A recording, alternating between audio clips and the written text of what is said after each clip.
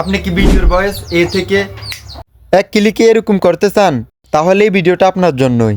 মনোযোগ সহকারে সম্পূর্ণ ভিডিওটা দেখুন আর আপনিও শিখে নিন কিভাবে ভয়েস এডিট করতে হয়। এখন 2026 সাল, এখন কিন্তু কম্পিউটার লাগে না, ল্যাপটপ লাগে না ভিডিও এবং ভয়েস এডিট করতে। ভয়েস এডিট করার জন্য সর্বপ্রথম চলে যাবেন আপনার মোবাইলের ক্যাপকাটে। এর আগের ভিডিওতে বলে দিয়েছি কিভাবে ক্যাপকাটটা ডাউনলোড করতে হবে। এই অপশনটা কিন্তু আপনারা আমার ভিডিও দেখা ছাড়া ইউজ করতে পারবেন না, কারণ এটা প্লে স্টোরের ক্যাপকাটের ভিতরে টাকা ছাড়া ইউজ করা যায় না। আপনারা ক্যাপকাটে প্রবেশ করার সাথে সাথে চলে যাবেন নিউ প্রজেক্টে। নিউ প্রজেক্টে ক্লিক করার সাথে সাথে আপনাদের যে ভিডিওটার ভয়েসটা এডিট করতে চাচ্ছেন, মানে আপনি যেই কথা বলবেন ওই চারপাশের আওয়াজগুলো রিমুভ হয়ে যাবে। ওই ভিডিওটা আছে আপনি সিলেক্ট করবেন। বলেছিল আমি তোমার সব থেকে কাছের মানুষ হব।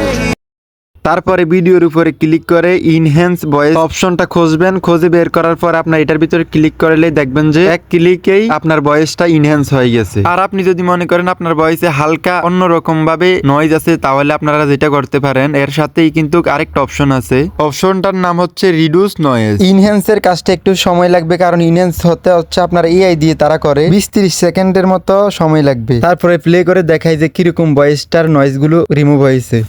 বলেছিল আমি তোমার সব থেকে কাছের মানুষ হব। তোমাকে পেলে এহকালে আমার আর অন্য কিছু চাই না। আলহামদুলিল্লাহ, সে আজ এতই দূরে যে দূরবীনেও তার ছায়া দেখতে পায় না। আর একটা কথা আপনারা বোঝেন নাই মনে হয়, যে আপনার ভিডিওর ভিতরে যতজনে কথা বলবে ওই কথাগুলোই কিন্তু থাকবে। আপনি কথা কিন্তু বাদ দিতে পারবেন না, যে কোনো কথা। কাছের মানুষ হব।